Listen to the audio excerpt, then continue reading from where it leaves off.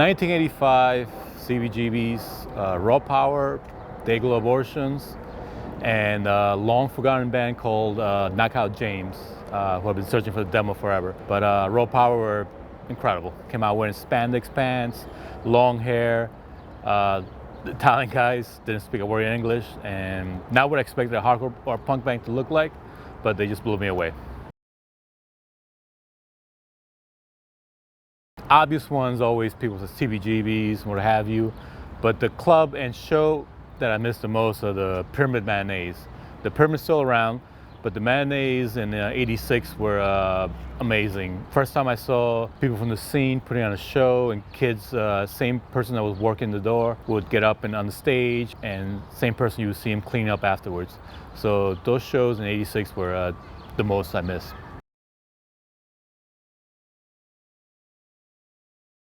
I gotta go with my friend Chaka. He was quite the Tasmanian devil on the floor. He brought his skateboarding influence and I guess some kind of hip-hop-ish, not really breakdancing, but hip-hop influenced moves.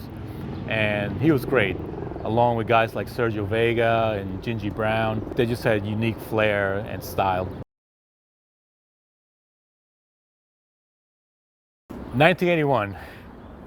Grandmaster Flash opening up for The Clash. I would have loved to have been there. You hear so many reports of the audience throwing garbage cans or beer cans when Grandmaster Flash went on.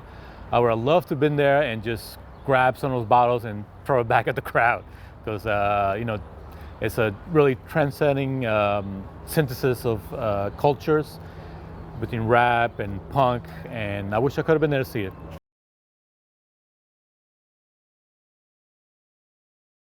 Most violent, electrifying show, Cro-Mags opening up a Motorhead in 1986 at the Ritz, at the old Ritz. There was a line of ambulances all around the club. The minute Cro-Mags got on stage, it was mayhem. They were top of their game. Pretty much the best live band I ever saw.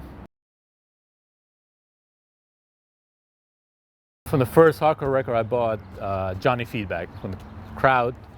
Really under the radar guy, very steady, straightforward drummer. Also went on to another forgotten band, Gutter Boy, who were a little more on the alternative side.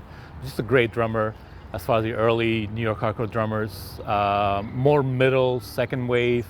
My old friend Andy Guida played with Altercation, Super Touch, later on Running Like Thieves, Absolution. Another great, versatile drummer. And the latest drummer I follow, a current guy, is Abbas Muhammad, who plays in Burn, played in the last Burn record, and just the kid is phenomenal, like polyrhythmic, multi-dimensional, almost jazz-like drumming within like a post-hardcore setting. So kid's good. The biggest one I can think of, I profile in my book, even though a lot of people didn't know about it back then, was this band called Frontline, who were all graffiti writers in the 70s, Mackie being the most notable one. In an organic fashion, they took what they grew up in, which is the graffiti, skateboarding, downtown scene, and got into hardcore. So they're probably like the biggest as far as being graffiti writers being into hardcore.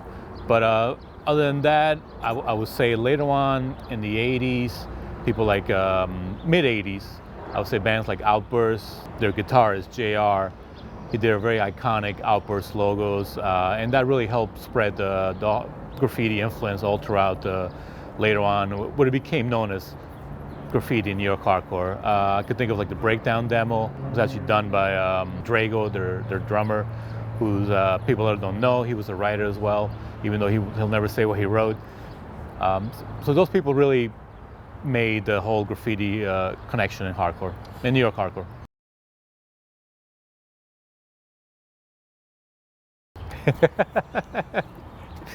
Queens always. I'm not a big baseball fan or sports fan, but I'm from Queens, so I gotta represent that.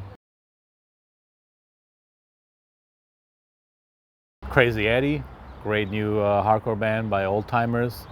A band called Luger, who is made up of a guy who was in the Templars, and they play more straightforward Motorhead type rock and roll. Younger guys like Combust, Guys in the 20s play straightforward old style New York hardcore. Crime Watch, I dig a lot with a female vocalist. And Mike DeJohn's new band, King's Bounty, who are more in the hard rock tip, but they're amazing as well. Morris is amazing on College Point. But I like Artichoke, which is they have a couple spots, one on 14th Street and also in Williamsburg. Take care of your health. It's the easiest thing you can do. Never too young or old to start. Finances will go up and down. Relationships will come and go. Friends will come and go. So save yourself a lot of money and pain by taking care of your health.